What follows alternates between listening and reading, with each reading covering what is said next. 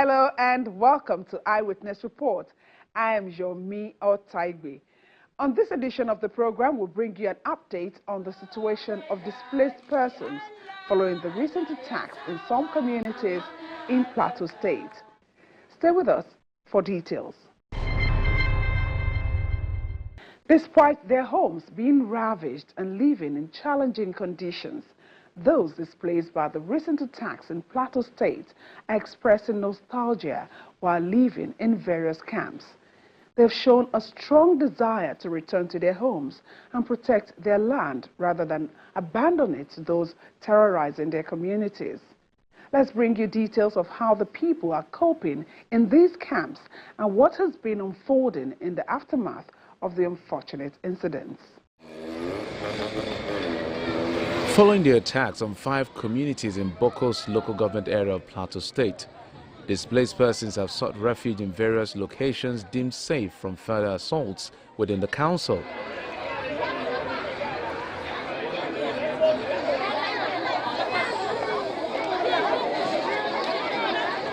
St. Thomas Catholic Church serves as one of these refuge points, accommodating over 2,000 individuals, primarily women and children.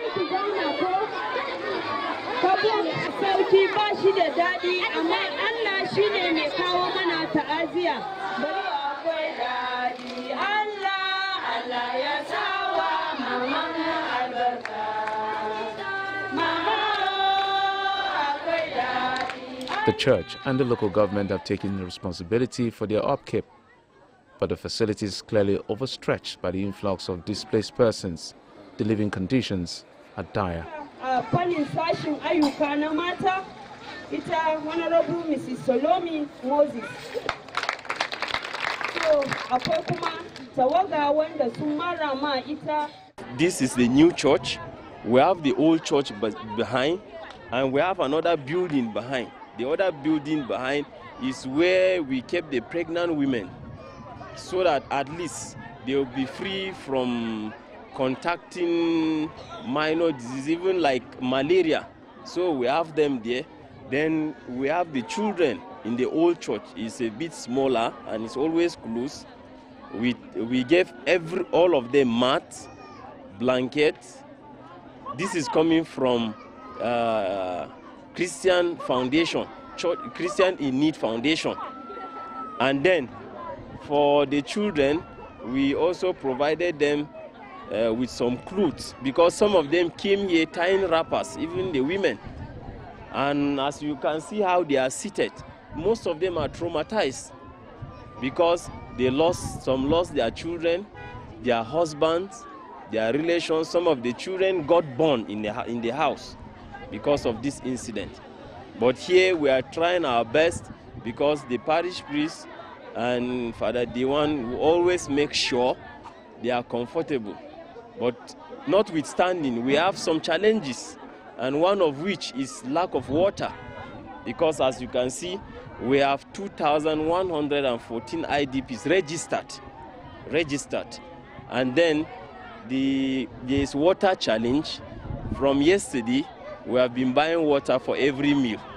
We buy water for every meal.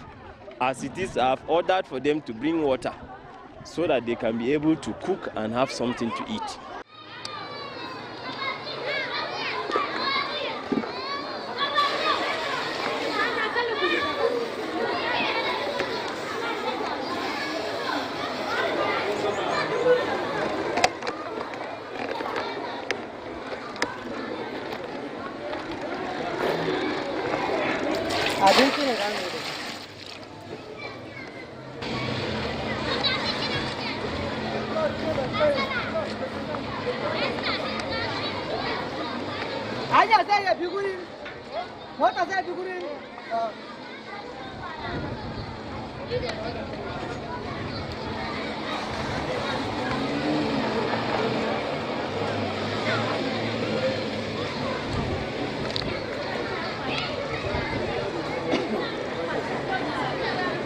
In the absence of readily available potable water, borehole and packaged water are being purchased and transported from other parts of the community alongside food supplies.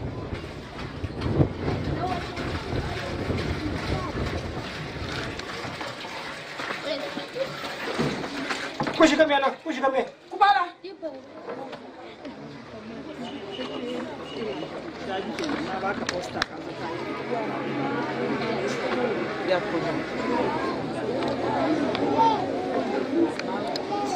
morning. Good afternoon.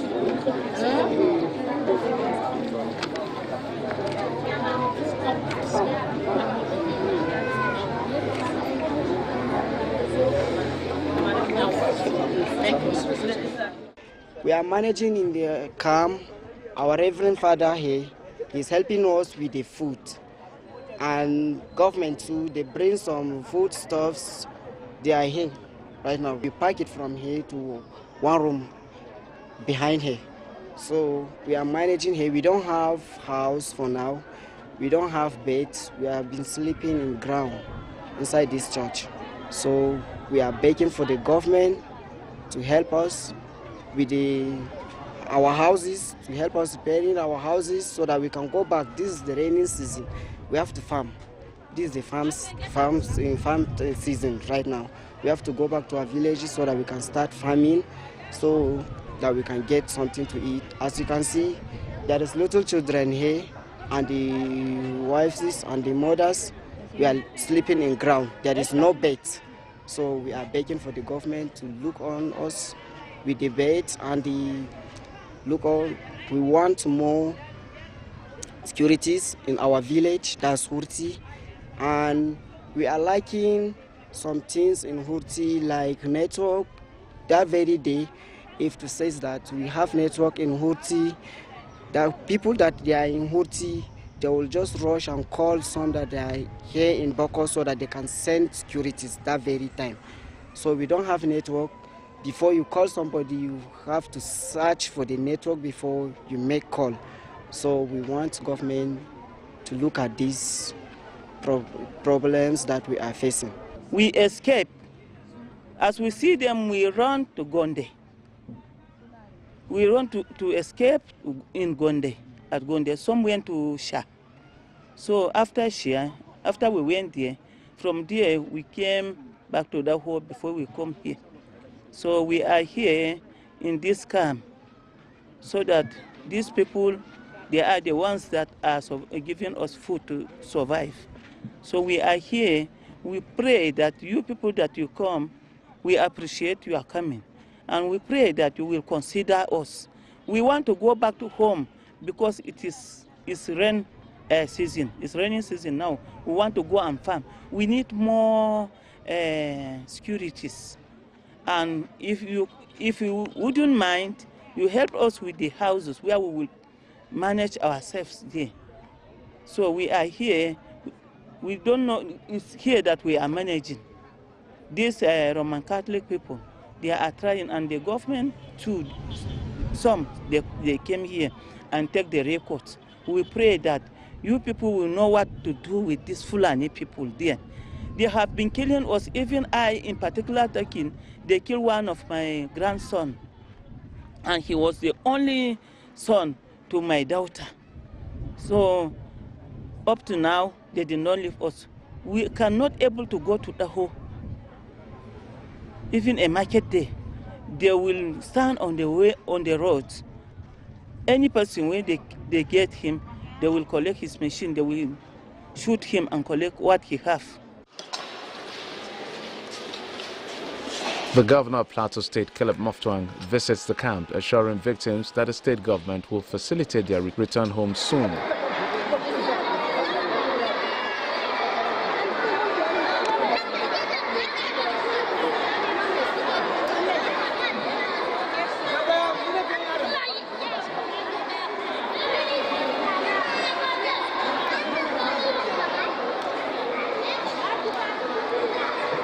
We show love to one another, and I want to thank you for providing this shelter for these people that are temporarily displaced.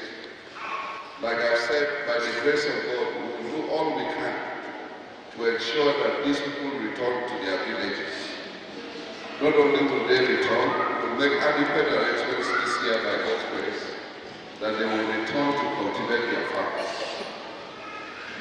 We are going to work to make sure that this kind of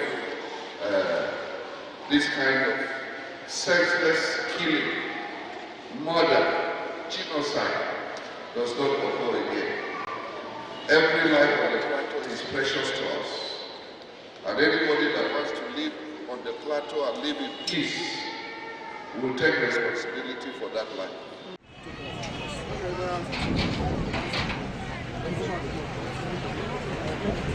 St. Thomas Camp is also the flag-off point for the distribution of relief items, including food and non-food products provided by the National Emergency Management Agency, NEMA.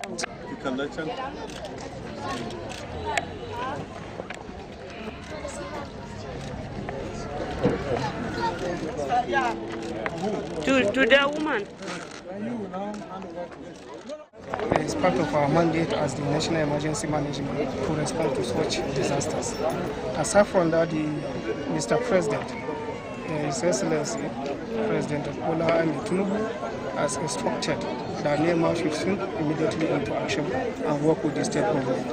So, coupled with our mandate and the immediate directive, we are being someone here by the Director General to immediately come and work with the state government and see the necessary support we can give. So our team had earlier conducted a rapid assessment to determine the preliminary extent of the damage and the kind of support required. And having known that some approvals have been given for relief distribution to the affected households and victims like that.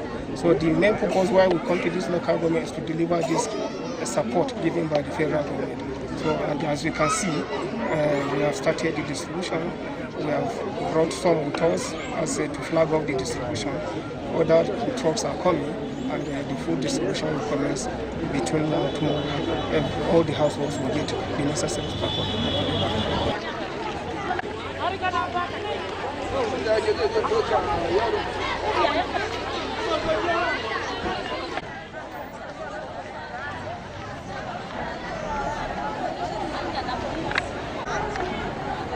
Sincerely, the efforts they are putting to support these displaced people is really commendable. We are really impressed with what we have seen. So what we have done is just to come and add up in line with Mr. President's directive, as instructed by Director General Mrs. Zubaida Umar. We have seen all those who are affected. We have been to hospitals.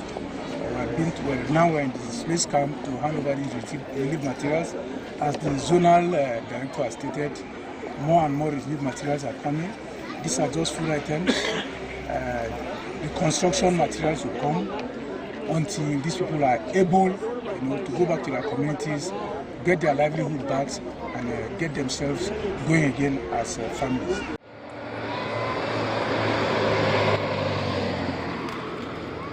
In the aftermath of the attacks, many homes have become uninhabitable, with over 50 people killed and more than 300 houses burned by assailants.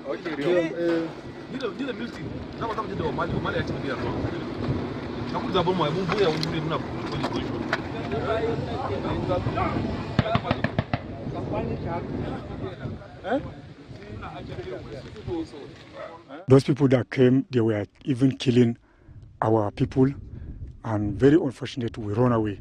So after when the security came to rescue us, honestly, we discovered that about 35 corpses that were buried now. And also 18 people were injured. Some are in the hospital. We don't know actually, because we take some to Cottage Hospital, Bokos. Some are in Jos. So actually we don't know exactly hospital they take the other people. And up to now we have not seen other people. Like how many people are missing now? Honestly, precisely, I can't tell exactly, but what happened is, I think, if I'm not mistaken, we are looking for about 3 or 4 people.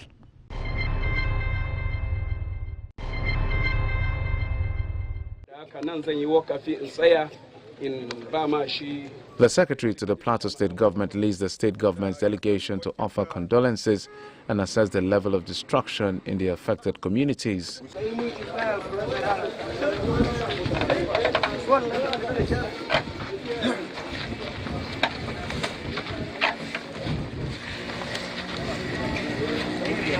The delegation also brings some relief materials with them.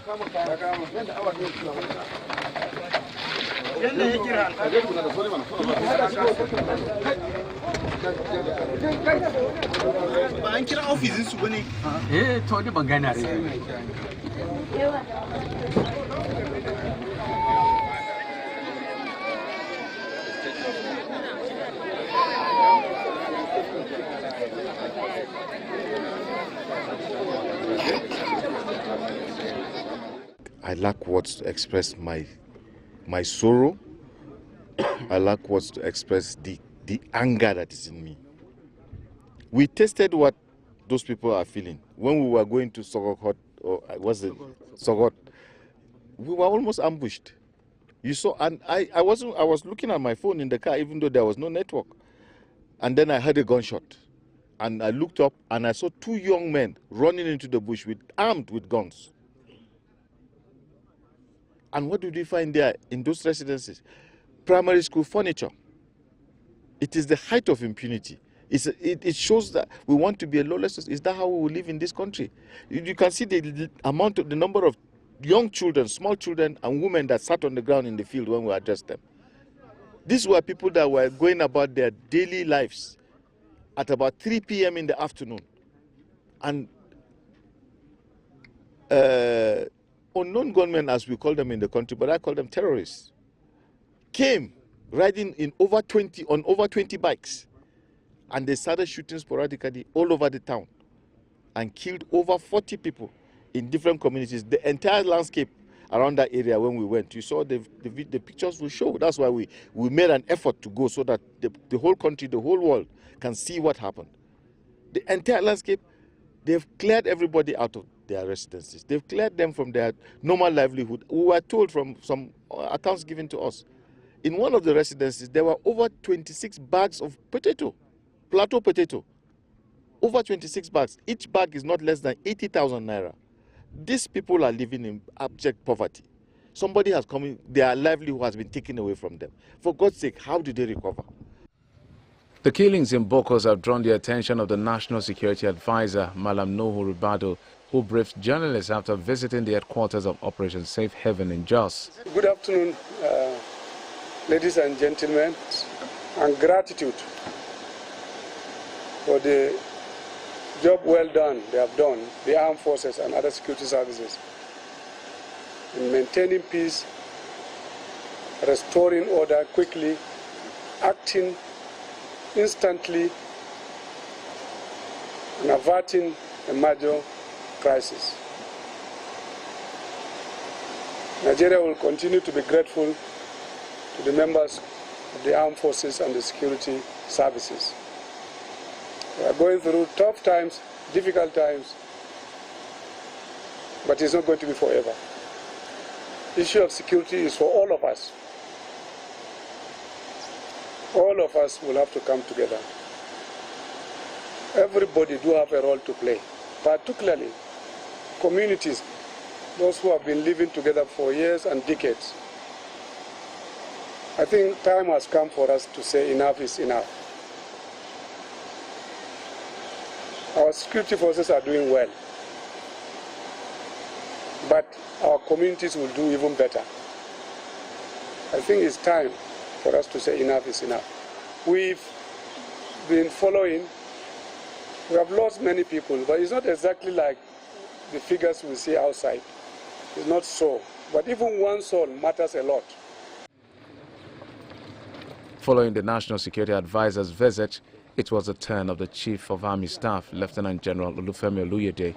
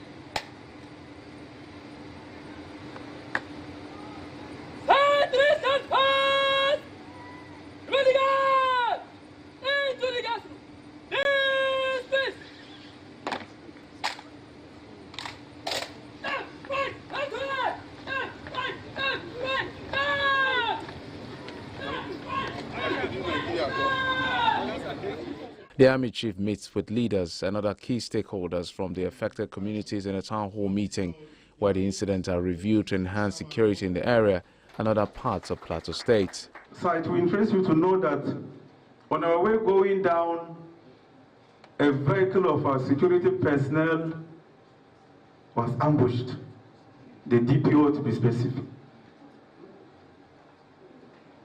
That was not all. We sent people from Operation Rainbow on a rescue mission to bring out the breastfeeding women and children. They were also ambushed on their way to Horti. To God be the glory again. Yesterday we were there physically with some top officials from the government of Plateau State, and they were almost ambushed again. You see people running to hills with sophisticated weapons in a broad daylight. So that is the situation. So a lot has been said. We need more personnel. The senseless act of violence that was witnessed in some of our communities must stop.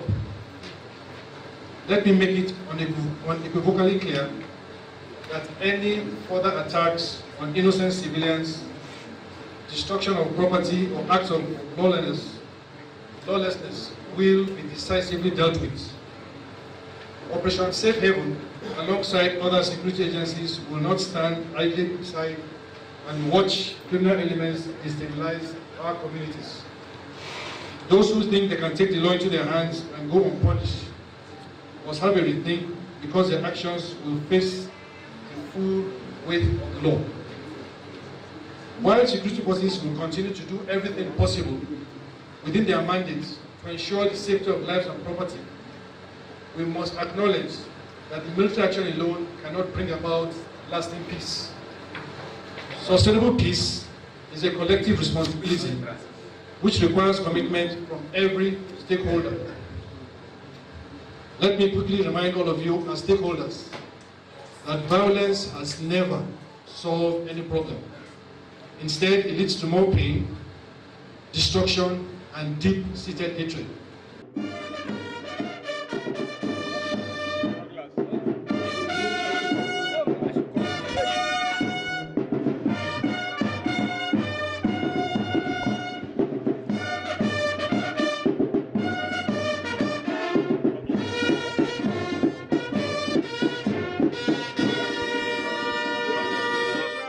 I wouldn't say particularly that it's going to be a new strategy, because the fact here is that there are some issues that need to be resolved, politically. Because we can't rely permanently on kinetic approach to issues. So with that, I'm going to meet the governor of the state and deliberate with him to see how we can resolve these issues politically. But talking about our aspect of the job, we're going to see how we can enhance the security of this place by inducting more men, inducting more enablers, and maybe from there we'll take it on.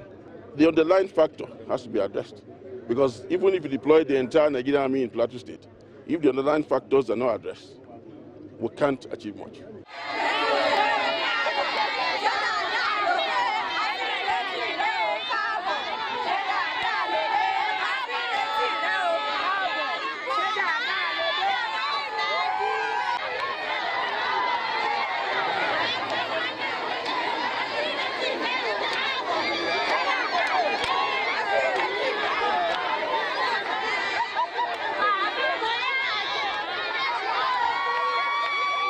Despite assurances, security in Plateau remains a challenging task for the military and other security agencies. At the time of this report, at least 40 people were reportedly killed in an early morning assault on Zika community in Bassa local government area, barely 2 weeks after the incident in Bokos.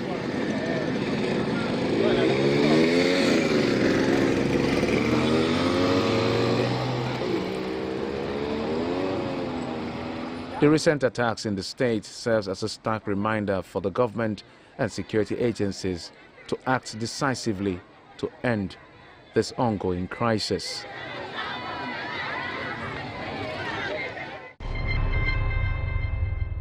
It doesn't take much to be a reporter on this platform. Your pictures and videos of events happening around you can tell stories that may lead to positive changes in your community. Capture those moments with your mobile device and upload them to our Eyewitness portal on the Channels TV app, which you can download from various app stores online. Our role is to follow up with you as an Eyewitness reporter. That's a wrap on this edition of the program. We look forward to seeing you again next week. I am Yomi Otaigui.